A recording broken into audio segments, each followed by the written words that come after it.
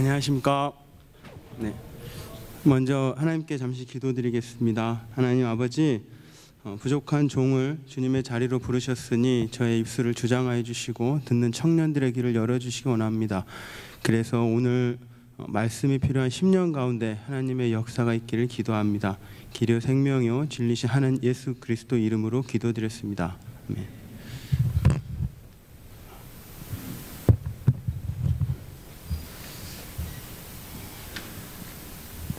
안녕하십니까. 저는 헤브론스타라고 하는 경영 컨설팅 회사를 운영하고 있는 김영진이라고 합니다. 만나 뵙게 돼서 반갑습니다.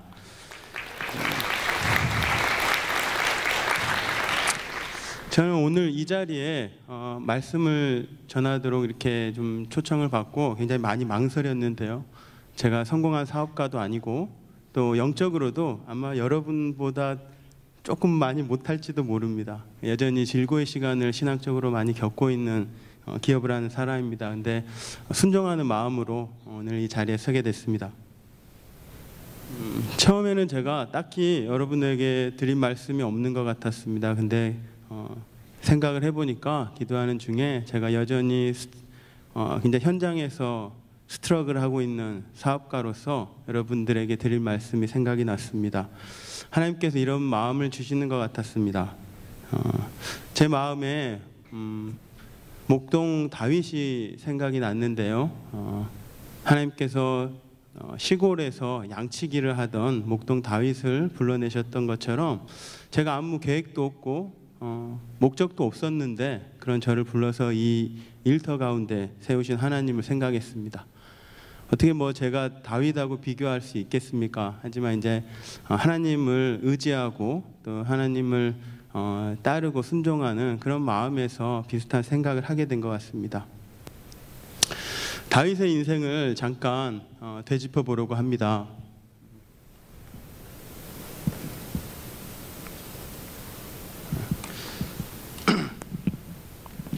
다윗은 17세까지, 지금은 이제 100세 시대니까 17세면 지금 아마 여러분들 나이일 것 같습니다. 17세까지 베들레헴의 양치는 목동이었습니다. 그때 이스라엘이 아말렉과 전투를 하고 있었는데 사울 왕이 마음이 변심을 해서 사무엘 선지자가 사울 왕에게 순종이 제사보다 낫다라는 말을 남기고 라마로 떠나게 됩니다. 그래서 라마에 있는 사무엘에게 하나님이 나타나서 이제 내가 사울을 버렸고 베들레헴의 이새의 아들을 왕으로 세우겠다라는 말씀을 받고 시골 동네인 베들레헴으로 사무엘 선지자가 떠나게 됩니다. 그렇게 다윗은 17세에 사무엘로부터 기름 부음을 받았습니다. 근데 바로 왕이 되지는 않았습니다. 그냥 청소년 또 여러분 같은 청년이었습니다. 이 기름 부음의 시간부터 한 13년 정도 굉장히 고난의 여정이 시작됩니다. 여러분 한번 생각해 보십시오. 여러분 주변에 있는 친구가 누가 왕이 될 사람인데 그것도 하나님께서 계시를 주셨어요. 근데 이제부터 고난입니다. 굉장히 역설적이죠. 그 시작이 이렇게 됩니다. 여호와의 영이 떠난 사울 왕이 굉장히 괴로워합니다. 그리고 그 사울 왕에게 신하들이 저기 하프를 잘 치는 소년이 있으니 도움이 되겠다 해서 다윗을 궁으로 부릅니다. 그렇게 다윗은 궁에서 아르바이트 연주생으로 일을 시작하게 됩니다. 그리고 다윗을 그토록 유명하게 만들었던 사건이 있습니다. 블레셋과의 전투에서 골리앗을 이기고 이스라엘에서 전쟁 영웅으로 이락 스타로 발돋움하는 것 같았습니다. 그런데 그때 사람들이 다윗을 향해서 이렇게 노래를 불렀습니다. 사울을 죽인 자는 만만이요, 사울이 죽인 자는 천천히요, 다윗이 죽인 자는 만만이다. 근데 사울 왕이 그렇지 않아도 하나님의 영이 떠나서 굉장히 힘들어하던 때 그 열등감이 사울 왕을 괴롭힙니다. 그리고 다윗을 죽이기로 작심을 합니다. 이때부터 다윗은 온갖 박해에 시달리게 되는데요. 나중에는 더 이상 이스라엘 내에 도망갈 곳이 없어서 블레셋으로 망명을 하기도 합니다. 그 순간순간 속마다 아마 고난 가운데 도우시는 하나님을 바라보지 않을 수 없었을 것 같습니다. 시편 150편 중에 약 한 3분의 2가량이 다윗이 기록한 고백들인데요. 그 고백들이 하나님 마음에 합하여 좌로나 우로나 치우치지 않는 우리가 그렇게 잘 알고 있는 하나님의 합한 자인 다윗의 영성을 만들었지 않았을까 이렇게 생각을 해봅니다. 다윗은 블레셋으로 망명했고 또 살아남기 위해서 침 흘리며 미친 행위도 했고 또 그리고 온 가족과 그 같이 일하던 수족 수백 명이 노예로 끌려갈 뻔한 위기에 처하기도 하고 살해 위협도 느끼고 용병으로 일하고 그렇게 인생이 굉장히 고난스러웠습니다. 헌데 어느 날 용병으로 일하던 다윗에게 다윗이 참전해야만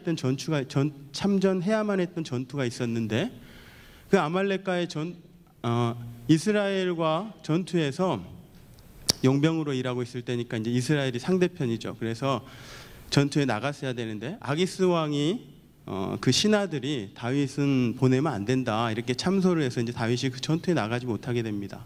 근데 그 전투에서 사울 왕이 죽게 됩니다.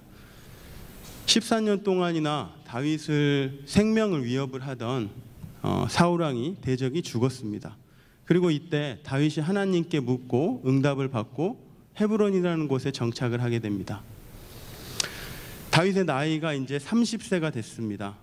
13년이 지났습니다. 그리고 다윗이 헤브론에 있을 때 유다의 장로들이 와서 다윗에게 우리의 왕이 되어 주십시오라고 간청을 합니다.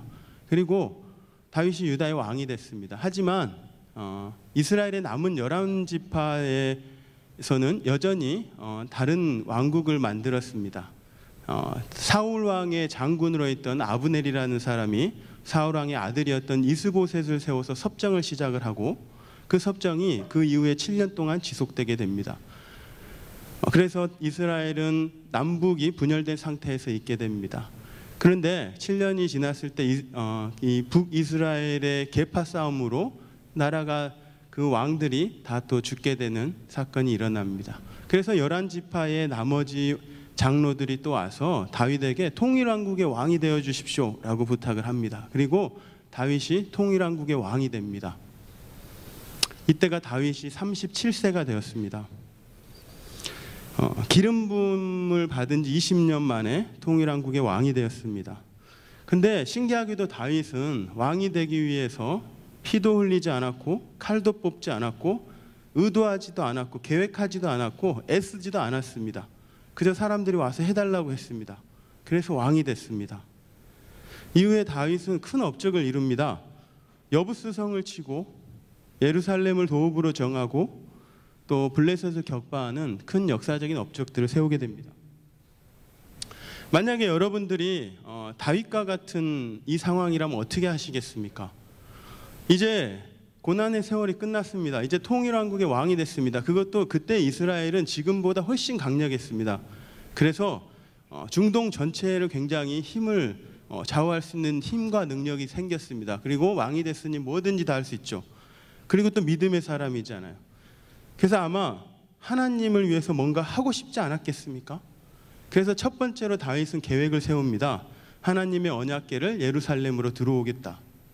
근데 다윗이 나름 정성을 다했지만 중간에 하나님의 궤를 싣고 나르던 수레가 놀란 소가 흔들려서 궤가 떨어지려고 하는 것을 그 신하인 우사가 잡으려고 하다가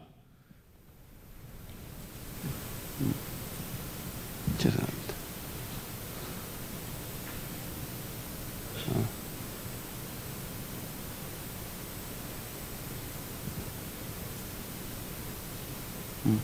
신하인 우사가 그 궤를 잡다가 궤가 떨어지는 것을 잡았기 때문에 우사가 죽고 맙니다. 물론 율법을 어겼습니다. 궤를 수레에 실어 나르거나 또는 궤를 손으로 만지거나 하는 것들은 율법을 어기는 행동입니다. 근데 여러분들 생각해 보십시오. 수레가 흔들려서 궤가 떨어져서 손상될 수 있는데 그거를 잡아서 막는 것이 당연하지 않겠습니까? 이 일로 다윗은 여호와를 두려워하게 되고 여호와의 궤를 다윗성으로 모셔오는 것을 그만두게 됩니다. 그리고 그 궤는 그 이후에 3개월 동안 오베데돔이라는 사람의 집에 있었는데 여호와께서 오베데돔의 집에 복을 주셨다는 소식을 다윗이 접하게 되고 기뻐하며 다시 그 여호와의 궤를 운반하기로 합니다. 여러분 이해가 가십니까? 기뻐했습니다. 언약궤로 옮겨오던 중에 여호와께서 분노해서 신하가 죽었고 약간 그 부분에 삐져 있었던 것 같습니다. 다윗은. 그런데 갑자기 궤를 남겨두고 온 오베데돔의 집에 복을 주셨다는 얘기를 듣고 다윗이 기뻐했습니다. 저는 아마도 다윗이 이런 걸 깨달은 것 같습니다. 과연 왕이 된 자가 여호와의 궤를 다윗 성으로 옮기는 게 뭐가 그렇게 어렵겠습니까? 그런데 하나님께서는 목동 다윗을 왕으로 만들고 또 오베데돔에게도 복을 주실 수 있는 분이고 한낱 또 먼지와 같은 저와 같은 여러분과 같은 인생도 왕으로 세우실 수 있는 분이시잖아요. 아마 다윗의 그걸 깨달았던 것 같습니다. 그 이후에 다윗이 여호와의 궤를 운반하는 태도는 굉장히 크게 바뀝니다. 6걸음마다 제사를 지내고 다윗은 에봇을 입고 껑충껑충 튀면서 춤을 추면서 여호와의 궤를 옮깁니다. 그것은 왕으로서 할 수 있는 이상의 것입니다. 어느 왕이라고 할 수 있는 건 아니죠. 그리고 다윗이 두 번째로 또 무엇을 하게 되냐면 20년 만에 성공한 다윗이 또 하나님을 위해서 두 번째를 계획을 합니다. 성전 건축입니다. 나중에 솔로몬이 짓게 되죠. 나단 선지자가 다윗의 이러한 계획을 듣고 굉장히 처음엔 기뻐했는데 그날 밤 찾아온 하나님께서 다윗에게 이런 말씀을 하십니다. 나 여호와가 말한다. 내가 나를 위해 내가 있을 집을 지어 주겠느냐? 양떼를 따라다니던 너를 목장에서 데려다가 내 백성 이스라엘의 통치자로 삼았다. 내가 어디로 가든지 내가 너와 함께했다. 다윗의 왕조를 세울 것이고 그 후손을 통해 예수님이 오실 것과 또 그 보좌를 영원히 세울 것, 그리고 사울 왕을 버린 것처럼 하지 아니하고 영원히 다윗을 사랑할 것이고 그 인생을 돌볼 것이라는 말씀을 주십니다. 사무엘상 7장의 내용을 간단히 세 단어로 요약하면 이런 겁니다. 제가 생각했을 땐 다윗에게 하나님 이런 말씀이십니다. 까분다, 됐다고마, 아버지가 사랑한다. 이 딱 세 말입니다. 다윗이 할 수 있는 것이 아니었던 겁니다. 다윗이 이걸 깨닫고 들어가 성전에 들어가 기도를 합니다. 이집트의 노예였던 이스라엘을 불러서 민족이 되게 하고 목동을 불러서 왕이 되게 하고 다윗의 기도에서 그래서 사람이 무엇이간데 저를 돌보시며 인자가 무엇이간데 권고하시나이까라는 고백이 있지 않겠습니까? 이후에도 경제적으로 또 정치적으로 굉장히 큰 흥망성쇠를 이루었지만 다윗의 인생은 사실 그야말로 비참했습니다. 그 이후에 다윗은 목욕하는 여인을 엿보고 또 그 여인과 강간하고 그 남편을 살해를 하고 또 그리고 그 자식들은 나중에 서로 살육하고 다 죽입니다. 솔로몬도 죽이고 압살롬도 또 죽이고 형을 죽이고 또 누이를 강간을 하고 또 반란을 일으킨 자식이 반란을 일으켜서 아비가 도망가고 아비의 후궁들과 반란을 일으킨 아들이 강간을 합니다. 대낮에. 그런 역사는 저는 들어본 적이 없습니다. 아마 이런 사람은 없을 것 같아요. 이 세상에. 정말 치욕의 인생입니다. 그리고 역대상 21장 11절에 보면 사탄이 일어나 이스라엘을 대적하고 다윗을 격동하여 이스라엘을 계수하게 하니라는 말씀이 있습니다. 다윗은 이제 지상 최고의 왕이 돼서 온 우주의 왕이신 하나님의 자리에서 하나님의 백성을 계수하는 일을 시작을 합니다. 그리고 다윗 왕국을 만들고자 하는 그 욕심이 생겼고 그때에 백성 7만 명이 3일 만에 다 죽게 되는 징벌을 하나님께서 내리십니다. 이처럼 하나님과 사람들 앞에서 죄 가운데 힘없이 무너지는 연약함이 다윗에게도 있었습니다. 오늘 우리가 다윗의 인생의 오르막과 내리막에 집중을 하였는데 여러분들께서는 혹시 그 과정에서 하나님을 보셨습니까? 하나님께서는 우리의 성공과 실패에 얼마나 많은 관심을 두고 계실까요? 아마도 하나님께서는 우리가 크나큰 성공을 거둘 수 있도록 도와주시고 사업이 잘 되게 하고 일자리를 창출하고 또 사회에 선한 영향력을 끼치고 많은 헌금을 하고 선교지에 가서 봉사하고 기부하고 이런 일들을 여러분을 통해서 이루고 싶어 하시겠습니까? 오늘 제가 여러분에게 드리고 싶은 말씀은 하나님은 우리의 성공과 실패가 아니라 그 과정 가운데서 하나님을 알고 경험하고 또 전적으로 의지하기를 기뻐하신다는 것입니다. 요즘에 많은 청년들이 공무원이 되기를 위해서 준비를 합니다. 100만 명이 된다는 얘기도 있습니다. 공시생이. 나라와 민족을 위해서 헌신한다고 하면 그게 무슨 문제가 되겠습니까? 또 가정마다 형편마다 다를 수 있고 적성마다 다를 수 있습니다. 한데 그것이 안정적이고 굴곡 없고 편안한 삶을 위한 것이라면 저는 한번 생각을 해봐야 된다고 생각을 합니다. 안정적인 삶 가운데서도 하나님을 만나고 경험하고 이웃을 섬기고 하나님을 따를 수 있습니다. 하지만 만약 역경과 고난이 지속되고 매일같이 무너지고 갈 곳이 없고 내일도 당장 죽을 것 같은 다윗과 같은 인생에 여러분들이 있다면 아마도 하나님을 전적으로 의지하고 하나님만 바라볼 수밖에 없지 않겠습니까? 야고보서 1장 2절에는 내 형제들아 너희가 여러 가지 시험을 만나거든 온전히 기쁘게 여기라.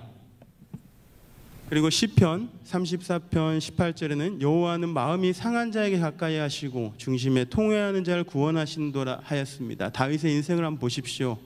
편안한 가운데 있으면 범죄하기 쉽습니다. 내일이라도 당장 죽을 것 같으면 하나님만 바라볼 수밖에 없지 않겠습니까?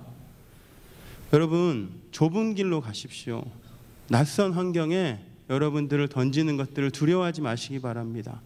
하나님은 우리의 성공과 실패에 관심이 있지보다는 우리의 그 과정에 관심이 있습니다. 여러분들 우리가 무엇이 되려고 애쓸 필요도 없습니다.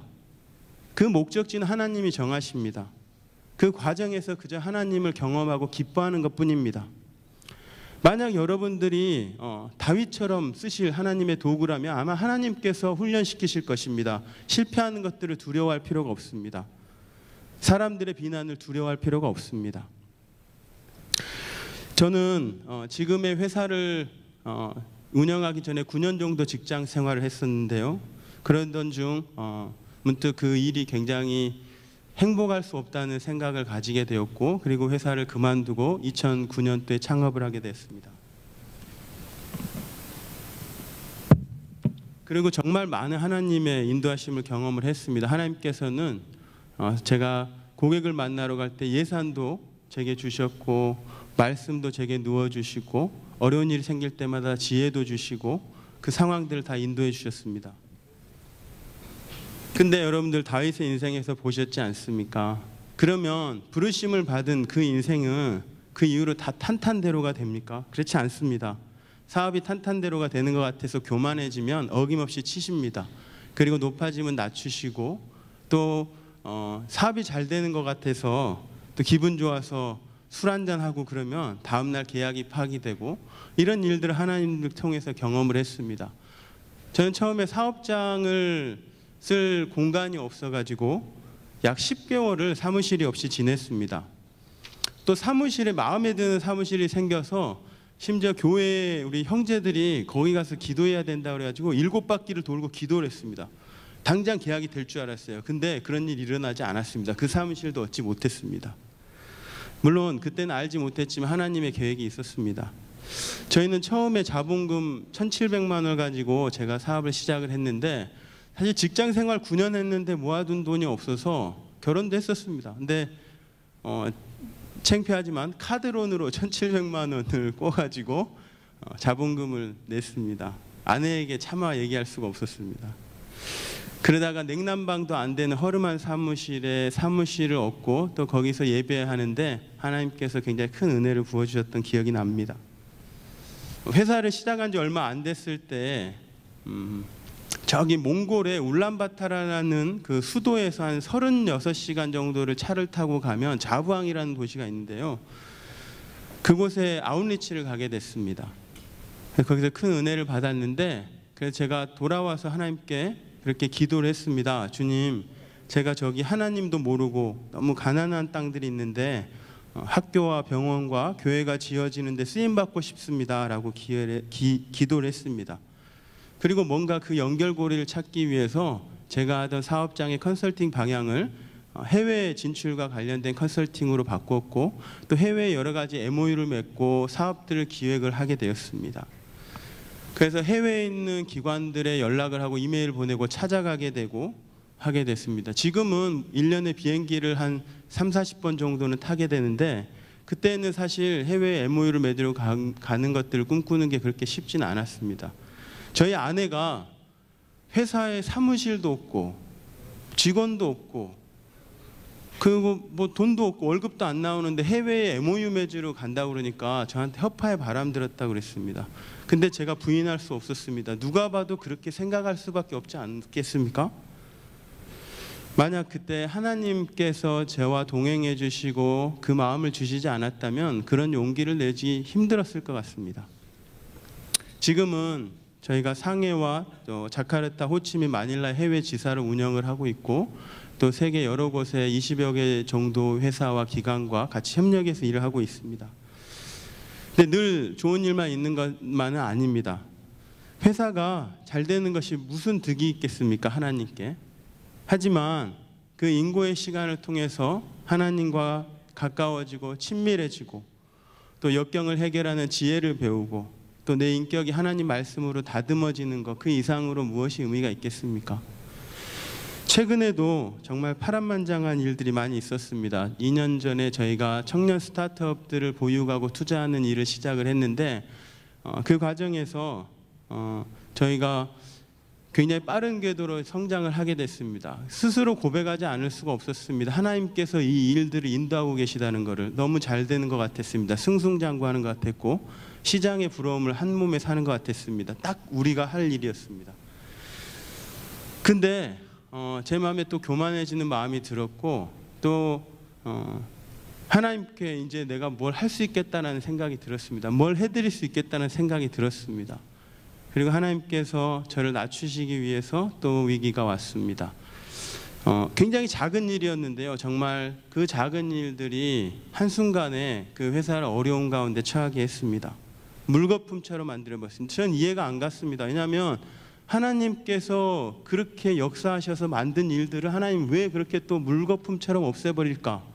저는 정말 이해가 안 갔습니다. 지금은 저희는 그 일로 인해서 정부 산하기관에서 고소를 당한 상태입니다. 저는 하나님께 그렇게 역사하셔서 만든 이 기업을 이렇게 말도 안 되게 쉽게 무너뜨려 버립니까? 라고 반문할 수도 있지만, 하나님께는 사실 제가 그 사업을 하는 게 중요하지는 않습니다. 그렇죠? 제가 아니더라도 누구든지 그걸 할 수 있잖아요. 하나님께서는 제가 다시 고개를 돌려서 하나님을 바라보기만을 원하시는 것 같다는 생각이 듭니다. 주변의 변호사들이 억울하면 행정심판도 하고 맞고소하고 손해배상 청구하고 하라고 얘기를 합니다. 근데 저는 그 뒤에 계신 하나님을 바라보기로 결심을 했습니다. 그래서 제가 교만해서 제가 실수한 것들이 있다면 하나님께서 저를 채찍하여 주시고 또 인생이란 막대기로 인도해 주시기를 기도하고, 만약 제가 억울한 상황에 있는 것이라면 하나님께서 그 억울함들을 대신 갚아주시기를 기도합니다. 여러분 어떻습니까? 인생에 굉장히 희노애락과 또 높고 낮음과 오르막 내리막이 있는데, 여러분 그 과정에서 하나님을 보셨습니까? 여러분 천국이 왜 천국입니까? 천국에 가면 늘 예배드립니다. 오늘처럼 이렇게 모여가지고 늘 예배드립니다. 하루 종일. 기쁩니까? 졸리지 않습니까? 졸릴 수 있어요. 근데 천국에 하나님이 계시기 때문에 그곳이 천국이지 않습니까? 여러분 광야가 왜 축복이라고 그럽니까? 광야에는 힘들고 고통스럽고 먹을 것도 없고 늘 막 춥고 배고프고 그런 곳이 광야지 않습니까? 근데 광야가 축복이라고 하는 것은 그곳에 하나님의 임재가 있기 때문입니다. 물기둥 불인기둥이 바로 내 눈앞에 보이고 날마다 만나가 주어지니까 하나님을 매일같이 경험할 수 있는 것이죠. 여러분 우리 삶이 편안한 삶 가운데 숨으려고 하지 마시기 바랍니다.